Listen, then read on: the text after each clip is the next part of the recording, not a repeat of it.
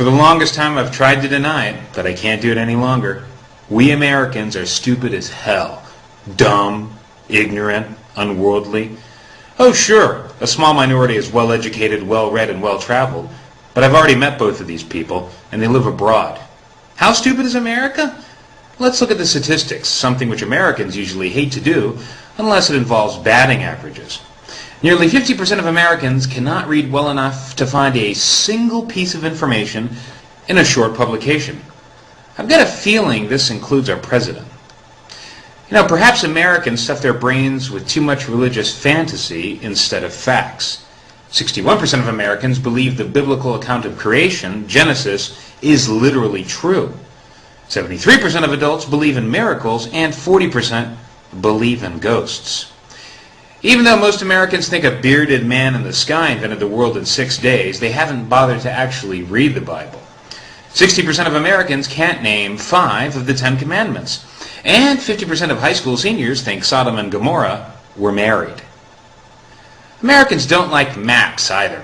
A National Geographic survey of 18 to 24-year-olds showed that about 11% of them cannot find their own country on a map of the world.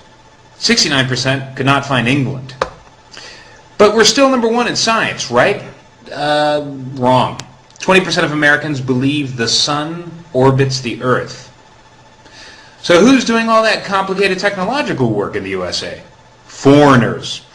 51% of all professional engineers in the U.S. are foreign-born, as are 45% of all professional computer scientists. American kids are busy studying business. What do Americans know about? Television. The BBC asked Americans to name the 5 freedoms named in the First Amendment. Only 1 in 4 could name one of the 5 freedoms. You know, speech, press, religion, assembly, and petition for redress of grievances. The good news is that more than half of them could name at least 2 members of the Simpsons family. Amazingly, 1 in 5 thought that one of the freedoms was the right to own a pet. That's stupid with a capital S. So what does this all mean? We're living on borrowed time. The sun, which apparently orbits us once per day, is setting on our empire. Unless we want a second-rate economy to go with our second-rate minds, we might want to take learning a little more seriously. The best way to do this is by establishing a national K-12 curriculum with yearly standardized testing.